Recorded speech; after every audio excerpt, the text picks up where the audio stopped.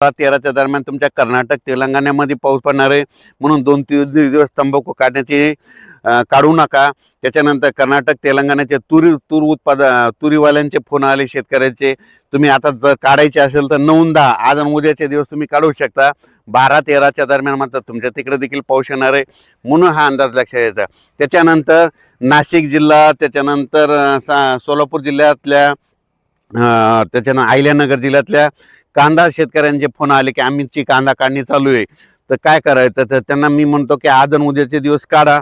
मग आता 11 आणि 12 तारखेला कांदा काढलेला वाटल्यास झाकून ठेवा, नसता थोडा वेळ थांबवा, नसा 12-13 तारखेच्या नंतर करा, म्हणून हे लक्षात यायचं. म्हणजे कारण की काय होईल, थोडाफार पाऊस येईल पण शेतकऱ्याचं नुकसान होईल, म्हणून हे तुम्हाला या मेसेजद्वारे सांगू इच्छितो. आणि राज्यातल्या सर्व शेतकऱ्याला सांगू इच्छितो की राज्यामध्ये आता म्हणजे ह्या 12 तारखेपासून राज्यामधील आता थंडीचा जोर थोडा कमी होईल, पण रात्री आणि त्याच्यानंतर काय होईल, ढगाळ वातावरण राहणार आहे.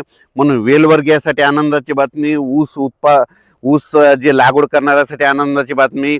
त्याच्यानंतर हरभरा असो या हरभऱ्याला ज्यावेळेस आभाळ येईल त्यावेळेसच गर्भधारणा होती, म्हणून हरभरा शेतकऱ्यासाठी देखील आनंदाची बातमी. फुलं देखील जास्त लागणार आहेत आभाळ आल्याच्या नंतर. त्याच्यानंतर खास करून तुम्हाला एक यावर्षी सांगू इच्छितो, ज्या वर्षी बोरीच्या झाडाला बोर जर नाही जास्त आले की समजायचं त्यावर्षी ज्वारीचं पीक धोक्यात राहतं, म्हणून हे लक्षात येतं. योगायोगाने यावर्षी तुम्ही बघा बोरीच्या झाडाला बोर नाही तर त्याच्यामुळे ज्वारीचं पीक कमी आहे. पण आता हे जे उद्याचा आभाळ येणार आहे त्याच्यामुळे ज्वारी जे शेतकरी त्यांच्यासाठी आनंदाची बातमी, ह्या 8-10 दिवसात आभाळ येईल आणि तुमच्या ज्वाऱ्याला चांगलं वातावरण भेटणार आहे, म्हणून सोलापूर जिल्ह्यातल्या शेतकऱ्यासाठी आनंदाची बातमी.